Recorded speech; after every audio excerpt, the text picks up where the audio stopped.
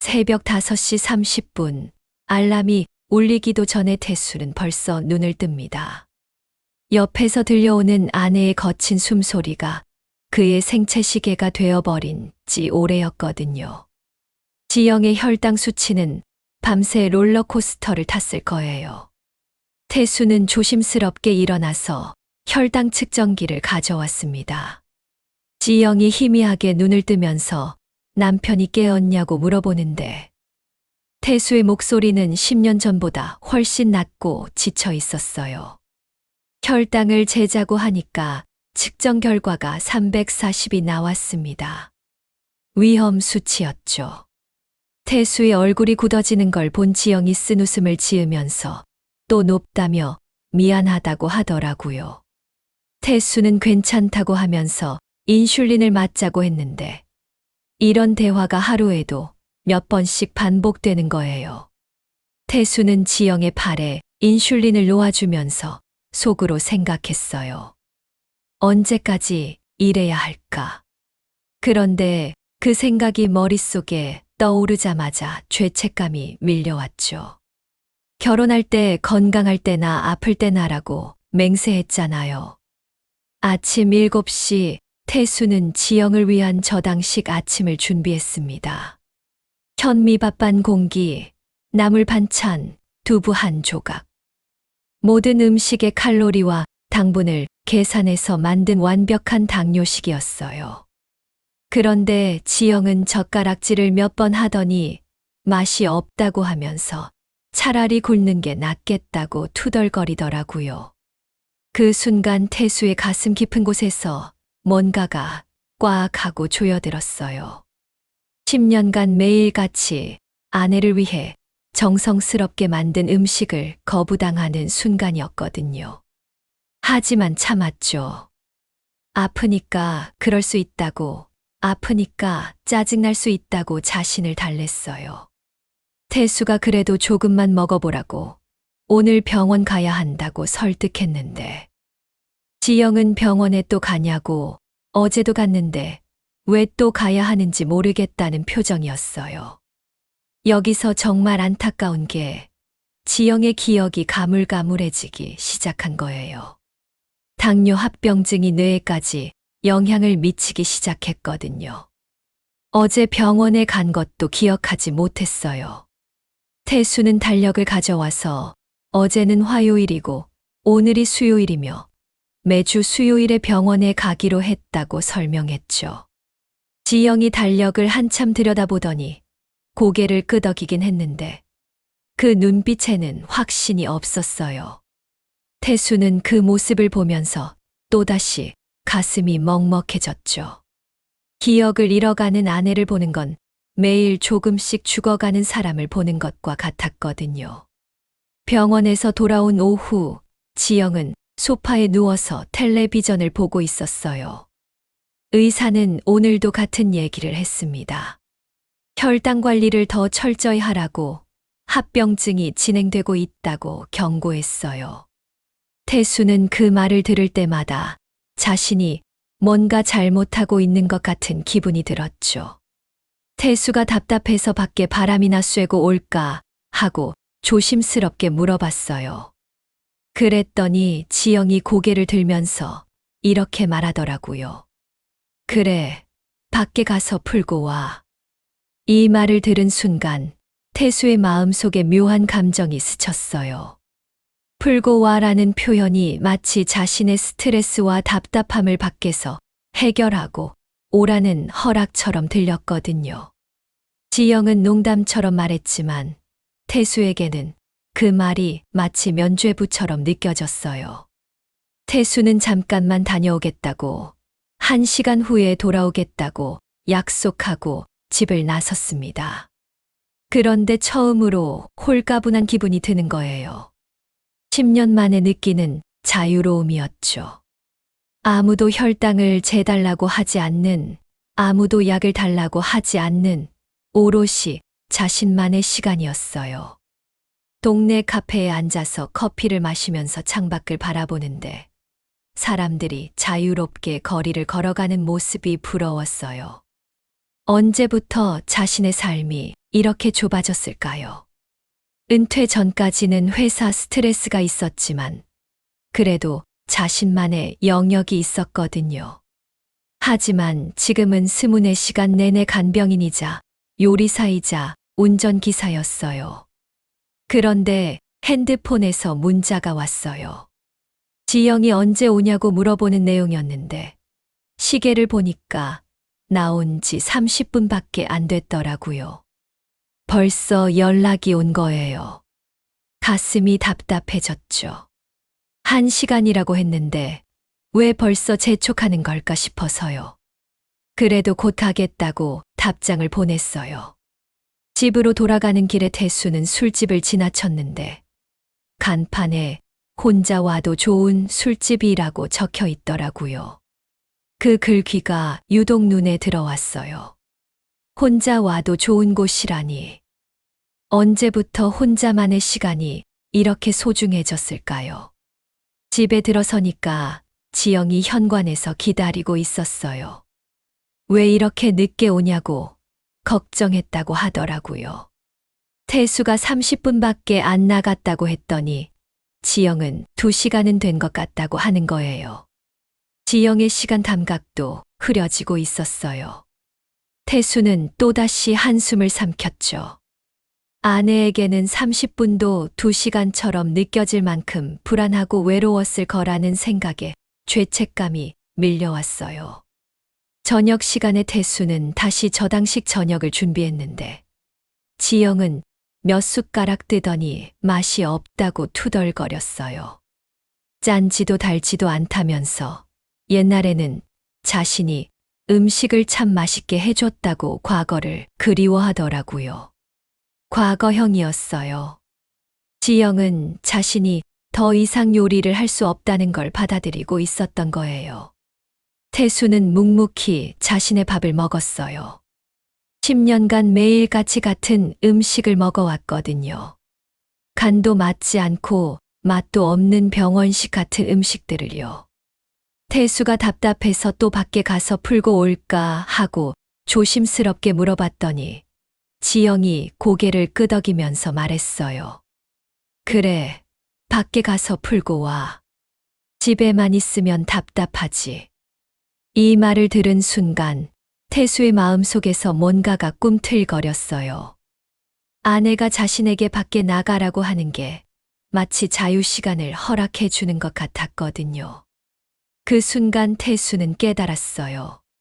자신이 아내의 허락받은 외로움을 기다리고 있었다는 걸 말이에요. 그날 밤 태수는 처음으로 술집에 들렸어요. 혼자 와도 좋은 술집이라는 간판이 그를 이끌었거든요. 한 잔의 소주가 10년간 쌓인 피로를 조금이나마 녹여주는 것 같았어요. 집에 돌아가니까 지영은 이미 잠들어 있었어요. 태수는 조용히 옆에 누우면서 생각했죠. 오늘 처음으로 숨을 쉬었다는 느낌이었어요. 그 순간 자신의 마음속 깊은 곳에서 자라나고 있는 어떤 감정을 느꼈어요. 그건 죄책감과 해방감이 뒤섞인 이름 붙일 수 없는 복잡한 감정이었거든요. 아내를 사랑하지만 동시에 자유롭고 싶었고 헌신하고 싶지만 동시에 도망치고 싶었어요. 그날 밤 태수는 처음으로 이런 생각을 했어요. 만약 아내가 없다면 나는 어떤 삶을 살고 있을까? 그 생각이 머릿속을 스치자마자 태수는 자신에게 화가 났어요. 어떻게 그런 생각을 할 수 있을까 싶어서요. 하지만 그 생각은 쉽게 사라지지 않았어요. 오히려 밤이 깊어갈수록 더욱 선명해져 갔죠. 새벽 2시 지영의 거친 숨소리가 들려왔어요. 태수는 눈을 뜨고 혈당 측정기를 가져올 준비를 했어요.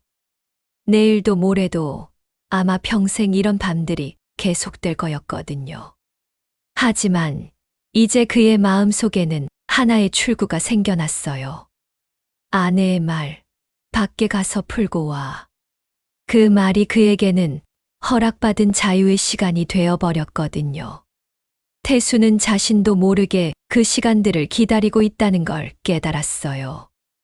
아내를 돌보는 헌신적인 남편으로서의 역할과 혼자만의 시간을 갈망하는 61세 남자로서의 욕망 사이에서 그는 조금씩 흔들리기 시작했던 거예요. 한 달이 흘렀어요. 태수의 밖에 가서 풀고 오기는 이제 완전히 일상이 되어버렸거든요. 처음에는 일주일에 한 번이었던 외출이 어느새 이틀에 한 번, 그리고 매일 저녁으로 바뀐 거예요. 지영이 소파에서 일어나려다 주저앉으면서 오늘도 나갔냐고 물어봤는데 다리에 힘이 점점 빠지고 있었어요. 당뇨 합병증이 신경계까지 침범한 거였죠. 태수는 한 잔만 하고 올게 답답해서 그렇다고 했어요. 그랬더니 지영이 이렇게 말하더라고요. 그래, 밖에 가서 풀고 와. 나도 혼자 있는 게 편할 때가 있어. 지영의 마지막 말이 태수의 가슴을 찔렀어요. 나도 혼자 있는 게 편할 때가 있어. 아내도 자신과 떨어져 있는 시간을 원하고 있다는 뜻일까요? 아니면 그냥 위로의 말일까요? 태수는 그 진위를 알고 싶지 않았어요. 모르는 게 편했거든요. 혼자 와도 좋은 술집은 이제 태수의 안식처가 되어버렸어요.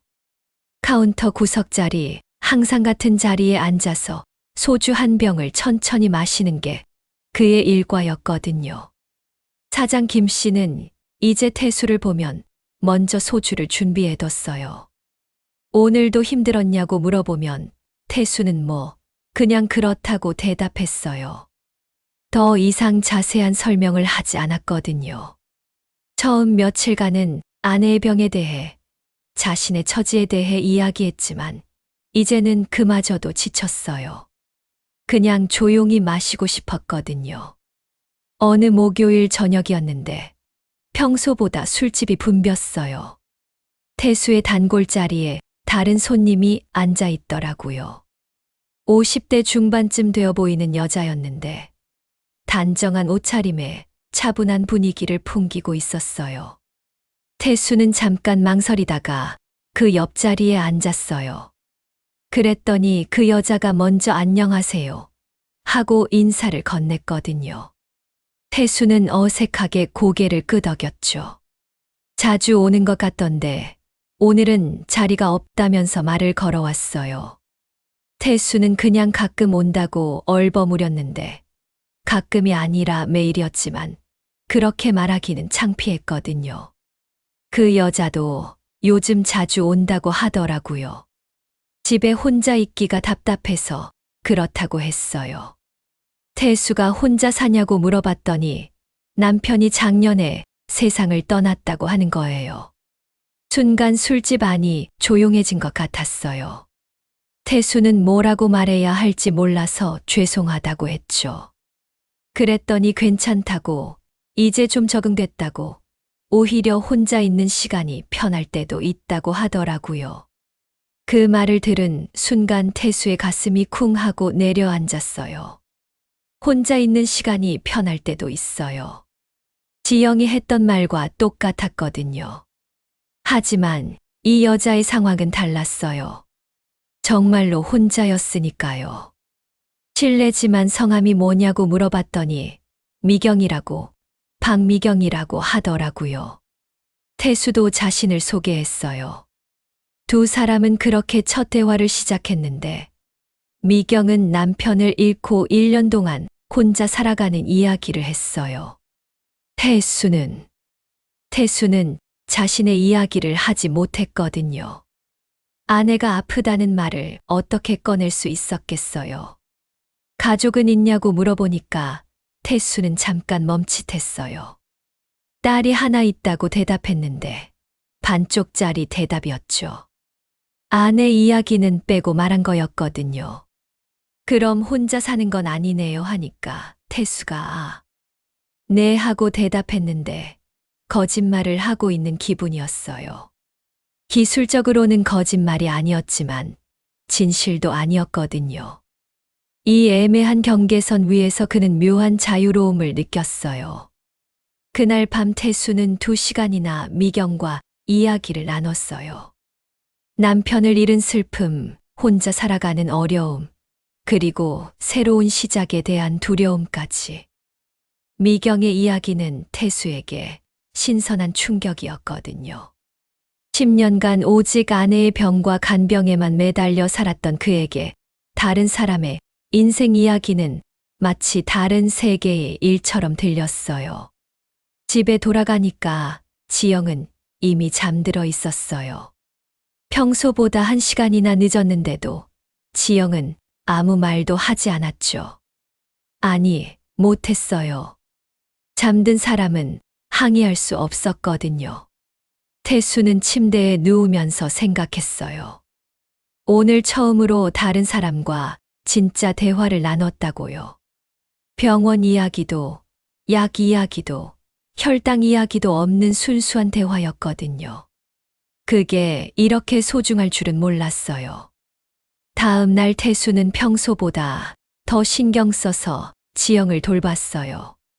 죄책감 때문이었거든요. 아침 혈당도 정성스럽게 재고, 약도 시간에 맞춰 챙겨드리고, 아침 식사도 더 정성스럽게 준비했어요. 지영이 오늘 왜 이렇게 잘해주냐고 의아하다는 듯 물어봤어요. 태수는 그냥 늘 고생만 시켜서 그렇다고 했죠. 그랬더니 뭔 소리냐고 당신이 고생이지 하더라고요. 그 말을 들으면서 태수는 더욱 죄책감에 빠졌어요. 아내는 자신의 마음을 모르고 있었거든요. 남편이 다른 여자와 대화하며 즐거운 시간을 보냈다는 것을, 그 시간이 10년간 느껴보지 못한 해방감을 줬다는 걸 모르고 있었어요. 저녁이 되었을 때 태수는 망설였어요. 오늘도 나가야 할까? 미경을 다시 만날까? 태수가 오늘은 집에 있을까요? 하고 물어봤더니 지영이 왜냐고, 아프냐고 물어보더라고요. 아니, 그냥 하니까 밖에 가서 풀고 오라고, 집에만 있으면 답답해 죽겠다고 하는 거예요. 지영의 말은 여전했어요. 하지만 이제 그 말이 태수에게는 다른 의미로 들렸거든요. 단순한 허락이 아니라 적극적인 권유로 들렸어요. 마치 아내가 자신을 미경에게 보내주는 것 같았어요. 술집에 가니까 미경이 벌써 와 있었어요. 어제와 같은 자리에 앉아 있더라고요. 어제 오시는 걸 봤다고 웃으면서 말했어요. 태수도 자주 온다고 했죠. 혼자 계시는 시간이 많은가 보다고 하니까 태수는 고개를 끄덕였어요. 거짓말은 아니었거든요. 집에 있어도 지영과는 대화다운 대화를 나누지 못했으니까요. 병 이야기, 약 이야기뿐이었어요. 정서적으로는 혼자였거든요. 오늘도 힘든 하루였냐고 물어보니까 매일이 비슷하다고 대답했어요. 미경도 그렇다고 남편 없이 사는 게 처음에는 너무 어려웠는데 이제는 그냥 익숙해졌다고 하더라고요. 미경의 말에 태수는 문득 궁금해졌어요. 남편분과는 행복했냐고 물어봤거든요. 행복했다고, 그런데 마지막 몇 년은 힘들었다고, 암 투병을 했다고 하더라고요. 태수의 가슴이 철렁했어요. 암 투병이라니. 그건 당뇨보다 더 혹독한 시간이었을 거예요. 많이 힘드셨겠다고 하니까 처음에는 희망을 가졌다고, 나을 거라고 생각했는데 시간이 갈수록 현실을 받아들여야 했다고 하는 거예요. 미경의 목소리가 조금 떨렸어요. 그러더니 이런 말을 하는 거예요. 간병하는 사람도 힘들잖아요. 환자보다 더 힘들 때도 있어요. 그 말을 들은 순간 태수는 전기에 맞은 것 같았어요. 환자보다 더 힘들 때도 있어요. 자신이 10년간 느꼈지만 입 밖에 낼 수 없었던 말을 미경이 해준 거였거든요. 태수는 처음으로 자신의 진심을 털어놓았어요. 맞다고, 정말 힘들다고. 아내가 당뇨를 앓고 있다고 10년째라고 말했어요. 미경은 놀라지 않았어요. 오히려 이해한다는 듯 고개를 끄덕였거든요. 그럼 매일 혈당 재고, 약 챙기고, 식단 관리하고 그렇겠다고. 어떻게 아냐고 물어봤더니 남편이 그랬다고, 매일같이 그랬다고 하더라고요. 두 사람 사이에 묘한 동질감이 흘렸어요. 같은 고통을 겪어본 사람만이 알 수 있는 이해였거든요. 태수는 가끔은 도망치고 싶다고 털어놓았어요. 그랬더니 미경이 당연하다고, 자신도 그랬다고, 남편한테는 미안하지만 그랬다고 하는 거예요. 죄책감이 든다고, 이런 생각을 하는 자신이 미안하다고 했더니 미경이 이렇게 말했어요. 죄책감 가질 필요 없어요. 당신도 사람이에요. 미경의 말이 태수의 가슴 깊은 곳을 어루만졌어요. 당신도 사람이에요. 간단한 말이었지만 태수에게는 10년간 듣고 싶었던 말이었거든요. 그날 밤 태수는 미경과 3시간을 보냈어요. 처음으로 누군가에게 자신의 진짜 마음을 털어놓았거든요. 아내에 대한 사랑과 미안함, 그리고 동시에 느끼는 피로와 답답함까지 다 말했어요. 미경도 자신의 이야기를 들려줬어요. 남편의 투병 과정에서 느꼈던 절망감, 혼자 남겨진 후의 외로움, 그리고 새로운 시작에 대한 갈망까지 말이에요. 태수가 조심스럽게 물어봤어요. 다음에 또 뵐 수 있을까요? 하고. 그랬더니 미경이 미소를 지으면서 자신도 그러고 싶다고 하더라고요. 집으로 돌아가는 길에 태수는 걸음이 가벼웠어요. 10년 만에 처음으로 자신을 이해해주는 사람을 만났거든요. 같은 아픔을 겪어본 사람, 자신의 마음을 알아주는 사람을 만난 거예요. 하지만 집 앞에 다다르자 걸음이 무거워졌어요. 지영이 기다리고 있을 테니까요. 혈당이 떨어져서 불안해하고 있을지도 모르겠더라고요. 태수는 문득 깨달았어요.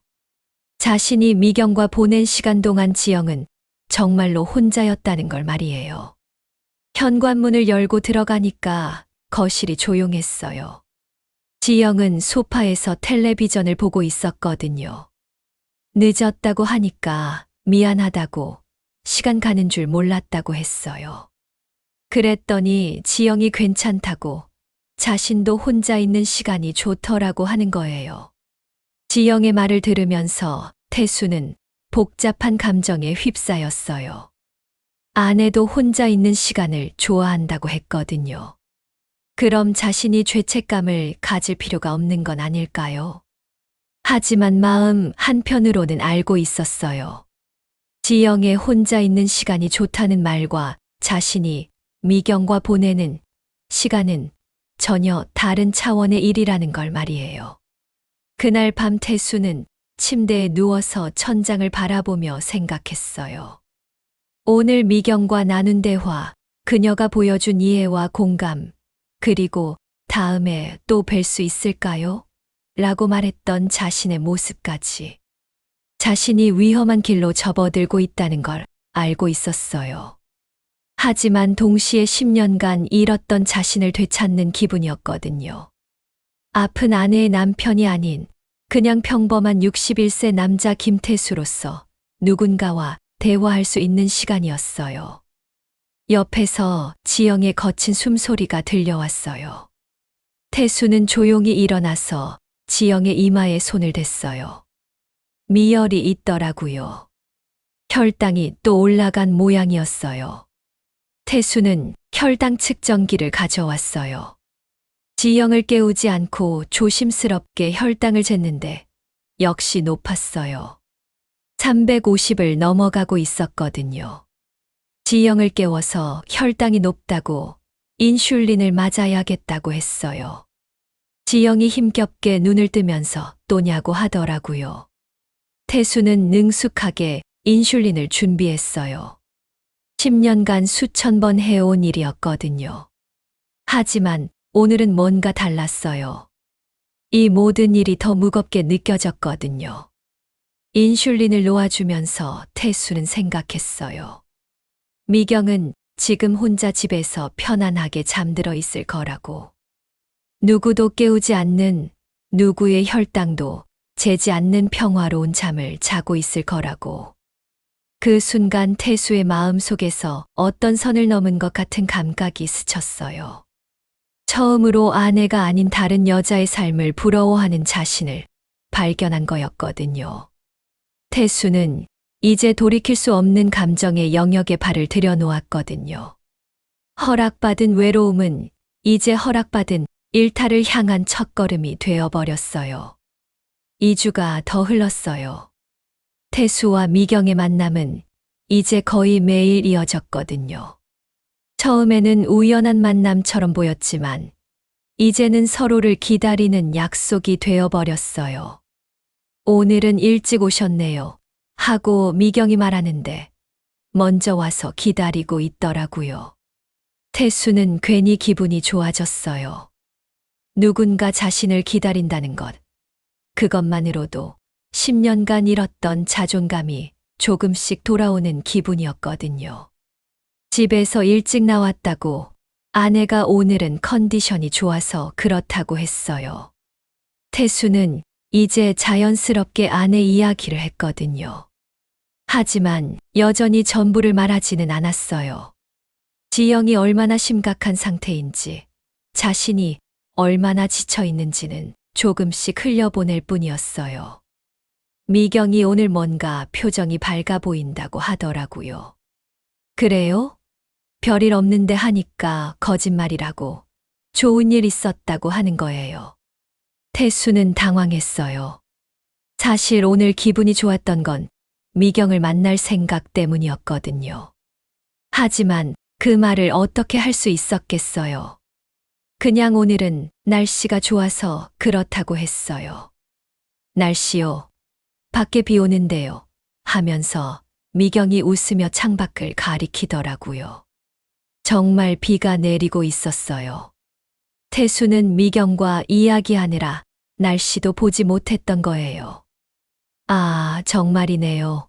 미안해요 하니까 괜찮다고. 자신도 요즘 그렇다고 하더라고요. 딴 생각에 빠져서 주변을 못 보는 때가 많아졌다고 말이에요. 딴 생각. 그 말이 태수의 가슴을 두근거리게 했어요. 혹시 미경도 자신과 같은 생각을 하고 있는 건 아닐까요? 어떤 생각이냐고 물어봤더니 글쎄, 새로운 시작에 대한 생각이라고 하더라고요. 미경의 말이 의미심장했어요. 남편을 잃고 1년이 지난 지금 그녀도 새로운 인생을 꿈꾸고 있는 것 같았거든요. 새로운 시작이라면 하고 태수가 물어봤어요. 그랬더니 혼자 사는 것도 나쁘지 않다는 걸 알았다고. 하지만 때로는 누군가와 함께하고 싶을 때도 있다고 하더라고요. 그 순간 술집 안의 모든 소음이 사라진 것 같았어요. 미경의 말이 태수의 귀에만 들리는 것 같았거든요. 태수도 그런 생각을 한다고 조심스럽게 대답했어요. 정말요? 하고 미경의 눈이 반짝였어요. 네, 요즘 들어 더 그런 것 같다고 했죠. 두 사람은 서로를 바라보며 묘한 침묵에 빠졌어요. 말로 하지 않아도 서로의 마음을 알 것 같은 순간이었거든요. 그런데 미경이 태수 씨라고 부르면서 말하더라고요. 저희 너무 빨리 가는 건 아닐까요? 하고.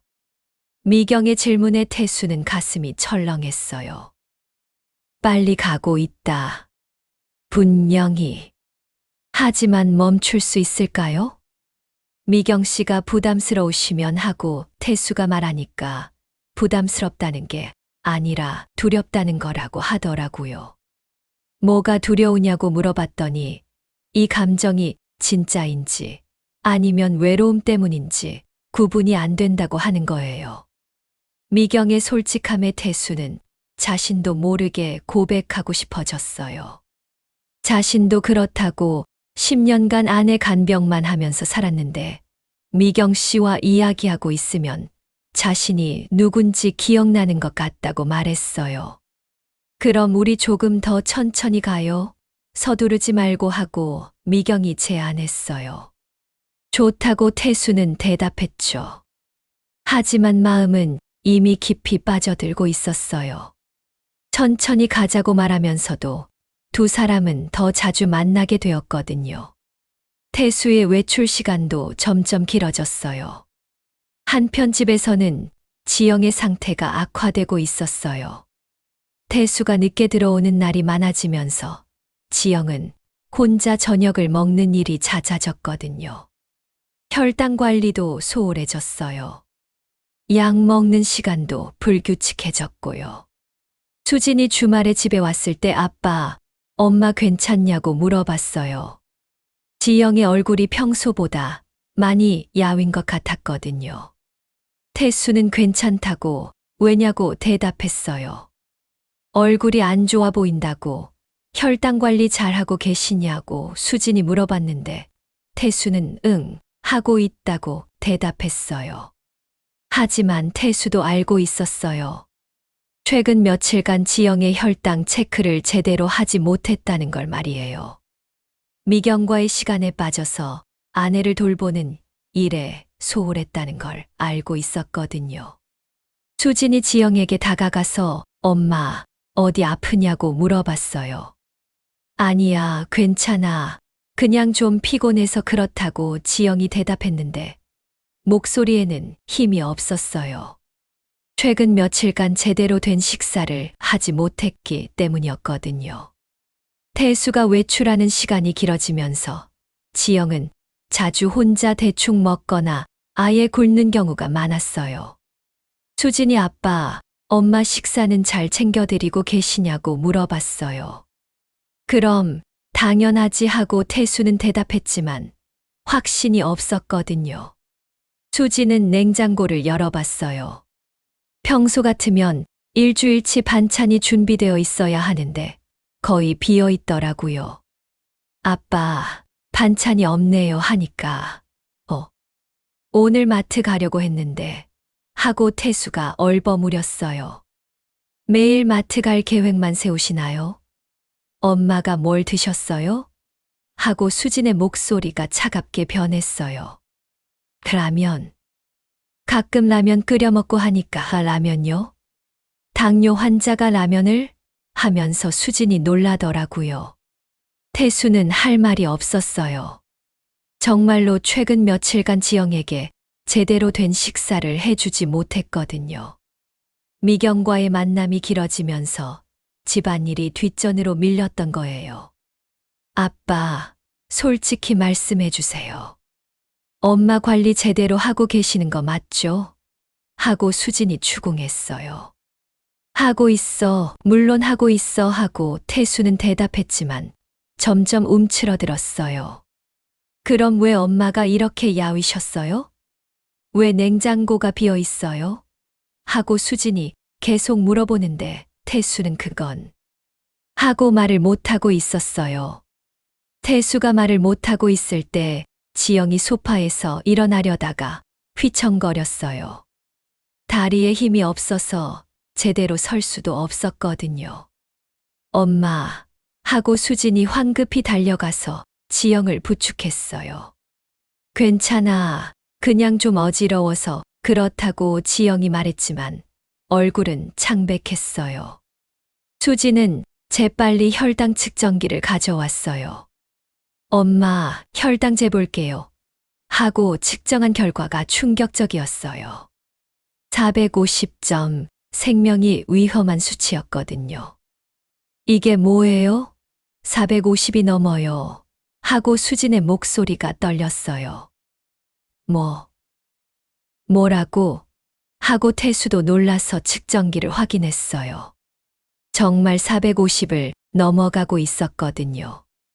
아빠, 엄마 혈당 관리 언제부터 이렇게 안 하셨어요? 하니까 아니야, 매일 했는데. 하고 태수가 대답했어요. 매일요? 그럼 어떻게 이런 수치가 나와요? 하고 수진의 추궁이 계속되자 태수는 점점 방어적이 되었어요. 요즘 좀 바빠서. 하니까 바빠서요. 뭐가 그렇게 바쁘세요? 하고 수진이 물어봤어요. 그냥 할 일이 많아서. 하고 태수는 얼버무렸어요. 수진은 아버지의 말을 믿을 수 없었어요. 은퇴한 아버지가 무슨 일이 그렇게 바쁠까요? 아빠, 혹시 엄마 혼자 두고 어디 나가신 거 아니에요? 하고 물어봤어요. 태수의 얼굴이 굳어졌어요. 가끔 답답해서 나가기는 하지만. 하니까 가끔이요. 엄마한테 물어보니까 요즘 매일 나가신다고 하던데요.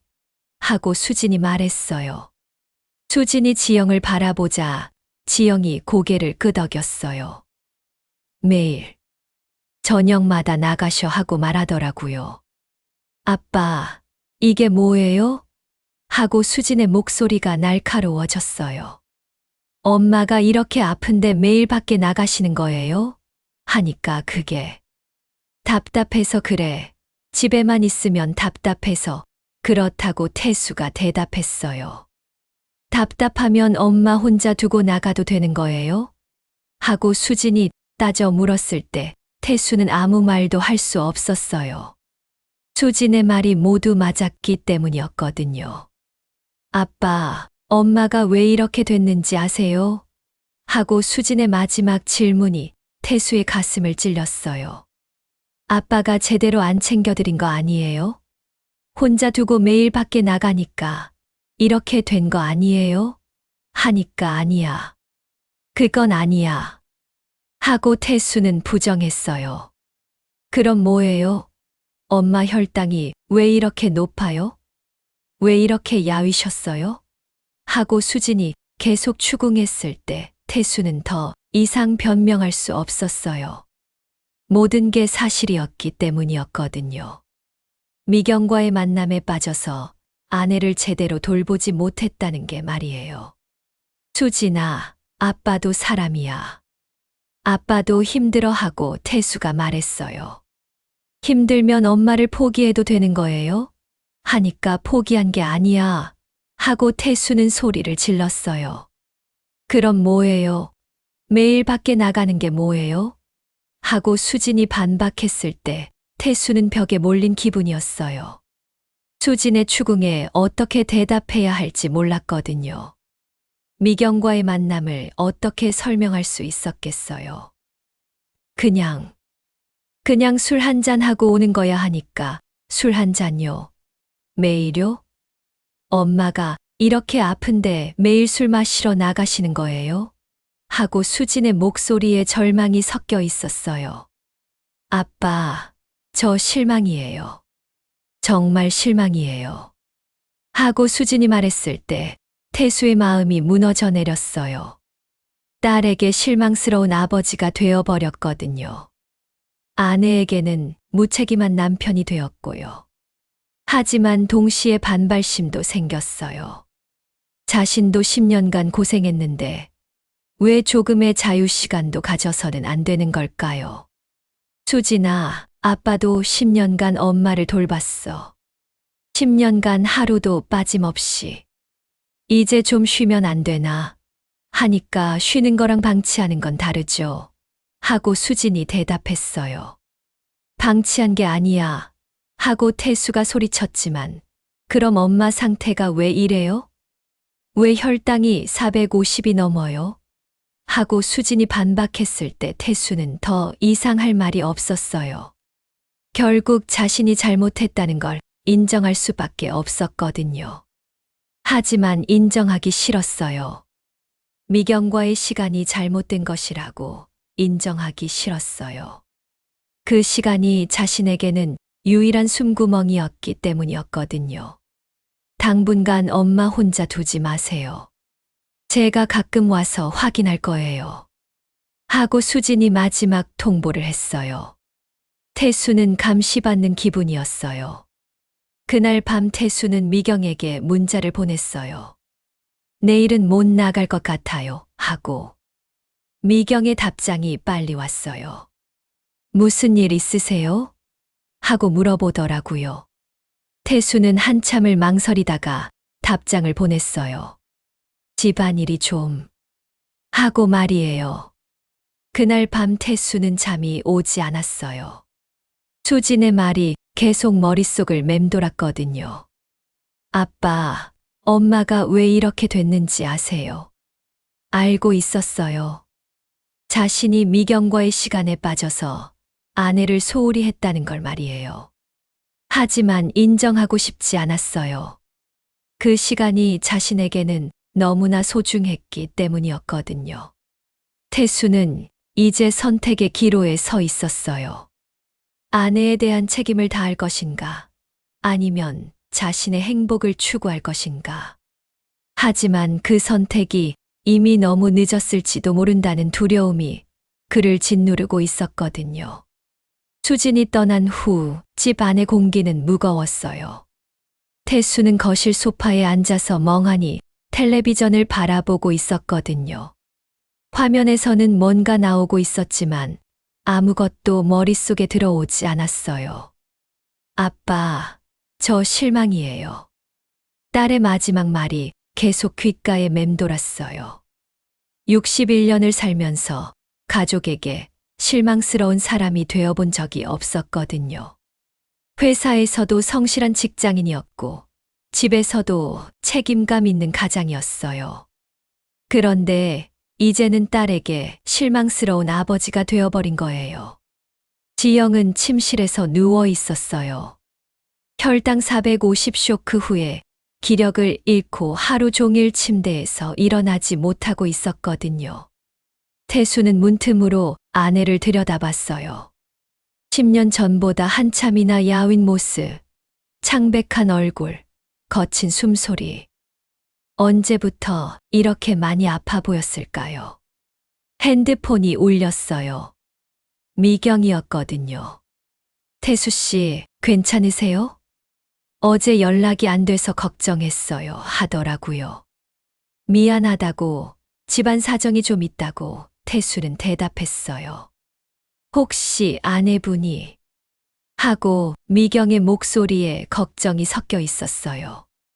태수는 한참을 망설이다가 말했어요. 혈당이 많이 올라가서 고생하고 있다고. 그럼 오늘도 못 나오시겠네요 하니까, 네, 미안해요 하고 대답했어요. 전화를 끊은 후 태수는 깊은 한숨을 내쉬었어요. 미경에게도, 지영에게도, 수진에게도 미안한 마음뿐이었거든요. 자신이 뭘 하고 있는 건지 모르겠었어요. 저녁 시간이 되었을 때 태수는 지영을 위해 죽을 끓였어요. 당뇨 환자용 현미죽에 야채를 조금 넣은 거였는데 지영은 몇 숟가락 뜨더니 고개를 저었어요. 맛이 없다고, 먹기 싫다고 하더라고요. 그래도 조금만 드세요. 기운 없으시잖아요 하니까 싫다고, 못 먹겠다고 하는 거예요. 지영의 거부에 태수는 어쩔 줄 몰랐어요. 억지로라도 먹여야 하는 건지, 아니면 그냥 두어야 하는 건지. 10년간 간병을 해왔지만 이런 순간에는 여전히 막막했거든요. 그럼 나중에 드실게요. 배고프시면 말씀하세요. 하고 태수는 죽그릇을 들고 부엌으로 갔어요. 혼자 남은 부엌에서 그는 자신도 모르게 울음이 터져 나올 뻔했어요. 10년간 이런 일의 연속이었거든요. 정성스럽게 만든 음식을 거부당하고, 그럼에도 불구하고 다시 만들어드리고. 언제까지 이래야 할까요? 그날 밤 태수는 잠들지 못했어요. 옆에서 들려오는 지영의 거친 숨소리가 평소보다 더 불안정했거든요. 중간중간 숨이 멎는 것 같아서 몇 번이나 확인해 봤어요. 새벽 3시쯤 지영이 깨었어요. 여보, 목말라 하더라고요. 태수는 재빨리 일어나서 물을 가져왔는데 지영은 물을 마시려다가 토해버렸어요. 괜찮아요? 어디 아파요? 하니까 배가 아프다고 하는 거예요. 지영의 얼굴이 점점 창백해져 갔어요. 태수는 급히 혈당을 쟀는데 500을 넘어가고 있었거든요. 이상해. 인슐린 맞았는데 왜 이렇게 높지? 하고 태수는 당황했어요. 어제 저녁에 분명히 인슐린을 놓아줬는데 혈당이 더 올라간 거였거든요. 여보, 응급실 가야겠어 하니까 싫다고 집에 있고 싶다고 하더라고요. 안 돼요. 혈당이 너무 높아요. 하고 태수는 119에 전화를 걸었어요. 구급차가 올 때까지 지영을 달래며 기다렸는데 지영의 상태는 점점 나빠지고 있었어요. 여보, 정신이 좀 흐리멍텅해. 하고 지영의 말이 어눌해지기 시작했어요. 당뇨 합병증으로 인한 의식 저하였거든요. 괜찮아요. 곧 병원 갈 거예요. 하고 태수는 달랬어요. 구급차가 도착했을 때 구급대원들이 지영을 들것에 옮기면서 말하더라고요. 혈당이 많이 높다고 언제부터 이런 상태였냐고 물어봤어요. 오늘. 아니, 어제부터요. 하고 태수는 대답했어요. 식사는 제대로 하셨나요? 약은요? 하고 물어봤는데 태수는 대답하기 어려웠어요. 최근 며칠간 제대로 챙겨드리지 못했다고 어떻게 말할 수 있었겠어요. 조금 소홀했어요. 하고 얼버무렸어요. 구급대원의 표정이 굳어졌어요. 당뇨 환자는 하루라도 관리를 소홀히 하면 위험해요. 특히 이 정도 합병증이 있으신 분은 더욱 그렇다고 하더라고요. 그 말이 태수의 가슴을 찔렀어요. 자신이 아내를 위험에 빠뜨렸다는 뜻이었거든요. 응급실에 도착하자마자 지영은 중환자실로 옮겨졌어요. 의사가 태수에게 설명했는데 당뇨성 케톤산증이라고 하더라고요. 생명이 위험한 상태라고 말이에요. 생명이 위험하다고요? 하고 태수가 물어봤어요. 혈당이 너무 오랫동안 높았던 것 같다고. 관리는 어떻게 하셨냐고 의사가 물어봤는데 태수는 또다시 말문이 막혔어요. 어떻게 설명해야 할까요? 다른 여자와 시간을 보내느라 아내를 제대로 돌보지 못했다고 말할 수는 없었거든요. 최근에 조금 바빴어요 하니까 바빴다고요? 당뇨 환자 관리가 그렇게 쉬운 일인 줄 아세요? 하고 의사의 목소리에 비난이 섞여 있었어요. 죄송합니다 하고 태수는 고개를 숙였어요. 죄송하다고 될 일이 아니에요. 환자분이 지금 의식을 잃었어요. 하고 의사가 말했을 때 그 순간 태수의 다리에서 힘이 빠졌어요. 지영이 의식을 잃었다고요? 의식을 잃었다고요? 하니까 네, 당뇨성 혼수예요. 언제 깨어날지 알 수 없다고 하더라고요. 태수는 그 자리에 주저앉을 뻔했어요. 아내가 의식을 잃었다. 자신이 제대로 돌보지 못해서 말이에요. 중환자실 유리창 너머로 지영을 봤는데 온몸에 관을 꽂고 누워있는 아내의 모습이 태수에게는 충격이었어요. 10년간 당뇨를 앓았지만 이렇게까지 위험한 적은 처음이었거든요. 내가 이렇게 만든 거구나. 그제야 태수는 깨달았어요. 자신이 미경과의 시간에 빠져서 아내를 방치했다는 걸, 그 결과가 이것이라는 걸 말이에요. 간병실에 혼자 앉아있던 태수에게 수진이 달려왔어요. 아빠, 엄마가 어떻게 됐어요? 하고 물어보더라고요. 의식을 잃었어. 하고 태수는 대답했어요. 수진의 얼굴이 창백해졌어요. 어떻게 그렇게까지 됐어요? 어제만 해도. 하니까 미안해. 수진아. 아빠가 잘못했어. 하고 태수는 처음으로 딸 앞에서 자신의 잘못을 인정했어요. 아빠가 제대로 안 챙겨드린 거 맞죠? 하고 수진의 질문에 태수는 고개를 끄덕였어요. 맞아, 아빠가 잘못했어. 하고 말했어요. 그 순간 태수의 눈에서 눈물이 흘러내렸어요. 10년간 참았던 눈물이었거든요.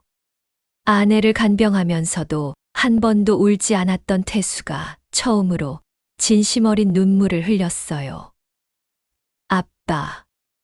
하고 수진이 부르자 미안해. 정말 미안해. 엄마한테도 너한테도 하고 태수는 말했어요. 태수는 목 놓아 울었어요. 61년 인생에서 이렇게 펑펑 운 적이 있었을까요? 자신의 잘못으로 아내가 의식을 잃었다는 죄책감, 딸에게 실망스러운 아버지가 되었다는 자책감이 한꺼번에 밀려왔거든요. 수진아, 아빠가 너무 늦었나? 하고 물어봤어요. 아직 늦지 않았어요. 엄마 깨어나실 거예요. 하고 수진이 대답했지만 수진의 목소리도 떨리고 있었어요. 그날 밤 태수는 중환자실 앞 간병실에서 밤을 새웠어요. 지영의 상태를 확인하러 1시간마다 유리창 앞에 갔거든요. 움직이지 않는 아내를 보면서 태수는 계속 생각했어요. 내가 미경을 만나지 않았다면 엄마는 이렇게 되지 않았을 텐데. 내가 매일 밖에 나가지 않았다면, 제대로 챙겨드렸다면. 내가 너무 늦었나. 새벽이 되어서야 태수는 미경에게 문자를 보냈어요. 당분간 연락 못 드릴 것 같아요. 아내가 위험해요 하고. 미경의 답장이 빨리 왔어요. 어떻게 된 일이에요? 괜찮으세요? 하고 물어보더라고요. 하지만 태수는 더 이상 답장하지 않았어요. 지금은 오직 지영만 생각하고 싶었거든요. 태수는 드디어 자신의 잘못을 깨달았거든요. 하지만 너무 늦었을지도 모른다는 두려움이 그를 짓누르고 있었어요. 의식을 잃은 아내 앞에서 그는 처음으로 진짜 남편의 마음을 되찾고 있었어요. 사흘째 되는 아침에 기적이 일어났어요. 지영이 눈을 뜬 거였거든요. 여보. 하고 약하지만 분명한 목소리로 말하더라고요. 태수는 간병실에서 쪽잠을 자다가 간호사의 연락을 받고 뛰어왔어요. 여보, 깨어났어요? 하니까 물 좀. 하고 지영이 말하더라고요. 태수는 손을 떨면서 물컵을 들고 지영의 입가에 갖다 댔어요. 지영이 조금씩 물을 마시는 모습을 보면서 태수는 또다시 눈물이 터져 나왔어요. 이번에는 기쁨의 눈물이었거든요. 의사 선생님, 깨어났어요. 하고 태수는 소리쳤어요. 의사가 와서 지영의 상태를 확인했는데 많이 좋아졌다고, 의식도 뚜렷하다고, 다행이라고 하더라고요. 그럼 괜찮은 거죠? 하고 태수가 물어봤어요. 아직은 안심할 단계가 아니라고, 당분간 입원해서 경과를 봐야 한다고 의사가 말했어요. 그리고 의사가 태수를 따로 불러냈거든요. 앞으로는 정말 조심하셔야 해요. 이번이 마지막 경고라고 생각하세요. 다시 한번 이런 일이 있으면. 하고 의사는 말끝을 흐렸지만 태수는 그 의미를 알고 있었어요. 네, 알겠습니다. 정말 조심하겠습니다. 하고 태수는 대답했어요. 수진이 병원에 왔을 때는 지영이 이미 일반 병실로 옮겨진 후였어요. 엄마 괜찮아요? 하고 수진이 물어봤는데 응, 괜찮아. 걱정 많이 했지? 하고 지영이 대답했어요. 목소리는 여전히 약했지만 의식은 완전히 돌아온 상태였거든요. 아빠, 이제 정말 조심해야 해요. 하고 수진이 태수에게 말했어요. 하지만 이번에는 비난의 목소리가 아니라 부탁하는 목소리였어요. 응, 알아. 아빠가 바뀔게 하고 태수는 진심으로 말했어요. 정말로 바뀔 생각이었거든요. 2주 후에 지영은 집으로 돌아왔어요. 병원에서 받은 주의사항은 간단했어요. 규칙적인 식사, 정시 약 복용, 정기적인 혈당 체크. 기본적인 것들이었지만 태수에게는 새로운 각오가 필요한 일들이었어요. 집에 도착한 첫날, 태수는 지영을 소파에 앉혀두고 부엌으로 갔어요. 냉장고를 열어보니까 수진이 미리 채워둔 반찬들이 가득 들어있더라고요. 수진이가 준비해뒀네 하니까 고마운 애야 하고 지영이 말했어요. 태수는 조심스럽게 지영의 식사를 준비했어요. 현미밥, 나물 반찬, 된장국. 병원에서 받은 식단표를 보면서 정확한 칼로리로 맞춰서 준비했거든요. 맛있어요? 하고 물어봤더니 응, 맛있어 하고 지영이 몇 숟가락 뜨면서 말하더라고요. 예전 같으면 맛없다고 했을 텐데 이번에는 달랐어요. 죽을 뻔한 경험을 하고 난 후 음식에 대한 감사함을 느끼고 있는 것 같았거든요. 저녁 시간이 되었어요. 평소 같으면 태수가 밖에 가서 풀고 올까 라고 말했을 시간이었거든요. 하지만 이번에는 달랐어요. 여보, 오늘 뭐 보고 싶은 프로그램 있어요? 하고 태수가 물어봤어요. 그냥 뉴스나 보자 하니까 태수는 리모컨을 지영에게 건네주었어요. 그리고 옆에 앉았거든요. 안 나가요? 하고 지영이 의외라는 듯 물어봤어요. 안 나가요. 집에 있을게요. 하고 태수는 대답했어요. 그날 밤 태수는 10년 만에 처음으로 지영과 함께 텔레비전을 봤어요. 별거 아닌 일상이었지만 두 사람에게는 새로운 시작이었거든요. 밤에 지영의 혈당을 재면서 태수는 생각했어요. 이런 게 진짜 부부의 시간인 것 같다고. 화려하거나 특별한 게 아니라 그냥 함께 있는 것 말이에요. 한 달이 지났어요. 태수는 정말로 바뀌었거든요. 매일 아침 6시에 일어나서 지영의 혈당을 재고 정성스럽게 아침을 준비했어요. 하루 3번 약 시간을 정확히 지켰고 저녁에는 함께 산책을 했어요. 어느 날 미경에게서 문자가 왔어요. 태수 씨, 그동안 연락이 안 돼서 걱정했어요. 괜찮으세요? 하더라고요. 태수는 한참을 망설이다가 답장을 보냈어요. 죄송해요. 아내가 많이 아팠어요. 앞으로는 연락드리기 어려울 것 같아요. 하고 말이에요. 미경의 답장이 빨리 왔어요. 아내분이 아프셨군요. 당연히 가족이 우선이죠. 저도 이해해요 하더라고요. 미안해요 하고 태수가 답장하니까 미안해하지 마세요. 태수 씨가 좋은 남편이라는 걸 알겠어요. 하고 답장이 왔어요. 그게 미경과의 마지막 대화였어요. 태수는 핸드폰 속 미경의 번호를 지웠어요. 그 시간들이 나쁘지만은 않았지만 이제는 정말로 끝내야 할 때였거든요. 3개월이 지났어요. 지영의 상태는 많이 좋아졌거든요. 혈당도 안정되었고 식사도 규칙적으로 하고 있었어요. 가장 중요한 건 태수의 변화였어요. 여보, 술 생각 안 나요? 하고 어느 날 저녁에 지영이 물어봤어요. 안 나요. 집에 있는 게 좋아요. 하고 태수는 대답했어요. 정말로? 하니까 정말로요. 하고 답했어요. 태수는 거짓말하지 않았어요. 정말로 술 생각이 나지 않았거든요. 미경 생각도 나지 않았어요. 지영과 함께하는 시간이 더 소중하게 느껴졌어요. 어느 토요일 아침이었어요. 태수는 평소보다 일찍 일어나서 특별한 아침을 준비했어요. 된장찌개를 끓였거든요. 지영이 예전에 좋아했던 음식이었어요.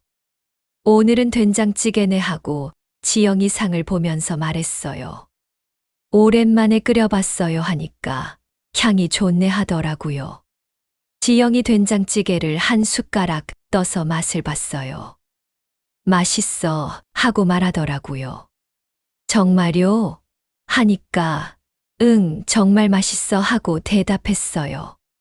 그 순간 태수는 웃었어요. 10년 만에 처음으로 진심으로 웃었거든요. 아내를 간병하면서도 미경과 시간을 보내면서도 느껴보지 못한 진짜 행복한 웃음이었어요. 그것은 잃어버렸던 자신을 찾은 사람의 웃음이었어요. 책임감 있는 남편으로 헌신적인 간병인으로 돌아온 사람의 웃음이었거든요. 여보하고 지영이 부르더라고요. 네, 하니까 고마워요. 하고 말하는 거예요. 뭐가요? 하니까 그냥 모든 게 다 고맙다고 하더라고요. 지영도 미소를 지었어요. 10년간의 병고에도 불구하고 남편을 의심하지 않고 기다려준 아내의 미소였거든요. 식탁 위에는 2개의 그릇이 있었어요. 된장찌개가 담긴 그릇 2개. 더 이상 혼자 먹는 밥이 아니었어요. 함께 먹는 식사였거든요. 여보, 내일은 뭘 해드릴까요? 하고 태수가 물어봤어요. 뭐든 좋아. 당신이 해주는 거면 하고 지영이 대답했어요. 태수는 고개를 끄덕였어요. 내일도 모레도 앞으로 계속 지영과 함께 식사할 거라고 생각했어요. 2개의 그릇, 2사람의 시간 말이에요. 그날 오후에 수진이 놀러 왔어요. 아빠, 엄마 얼굴이 많이 좋아졌네요 하더라고요. 그래요? 하니까 네, 살도 좀 오르신 것 같고 하고 말했어요. 수진이 태수를 보면서 말했어요. 아빠도 좋아 보여요 하고. 나도 하니까 네, 예전보다 편해 보여요 하더라고요. 태수는 거울을 봤어요. 정말로 얼굴이 편해 보였어요. 미경과 만날 때에 들뜬 표정도 아니고 지영을 간병하느라 지친 표정도 아니었어요. 그냥 평범한 61세 남자의 평온한 얼굴이었거든요. 저녁에 지영과 함께 산책을 하면서 태술은 생각했어요. 이게 진짜 행복인 것 같았어요. 화려하지도 않고 자극적이지도 않지만 마음이 편안한 시간이었거든요. 여보, 후회하지 않아요? 하고 지영이 갑자기 물어봤어요. 뭐려? 하니까 나 때문에 고생하는 거 말이에요. 하더라고요. 태수는 걸음을 멈추고 지영을 바라봤어요. 후회하지 않아요. 정말로 하고 말했어요. 거짓말 아니에요? 하니까 거짓말 아니에요. 하고 대답했어요. 태수는 정말로 후회하지 않았어요. 미경과의 시간은 잠깐의 착각이었을 뿐이었어요. 진짜 자신의 자리는 여기 지영의 곁이었거든요. 그날 밤 잠들기 전에 태수는 지영의 손을 잡았어요. 고마워요. 여보 하니까 뭐가요? 하고 지영이 물어봤어요. 기다려줘서 하고 태수는 말했어요. 지영은 대답하지 않고 미소만 지었어요. 하지만 그 미소에는 모든 것이 담겨 있었어요. 용서와 사랑, 그리고 새로운 시작에 대한 희망까지 말이에요. 태수는 진짜 남편으로 돌아왔고, 지영은 진짜 아내로 그를 맞이했어요.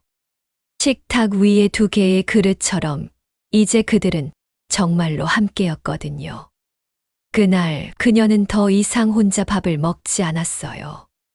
그리고 그는 더 이상 도망치지 않았어요. 진짜 사랑은 화려한 감정이 아니라 함께하는 일상 속에 있다는 것을 61세가 되어서야 깨달은 거였어요.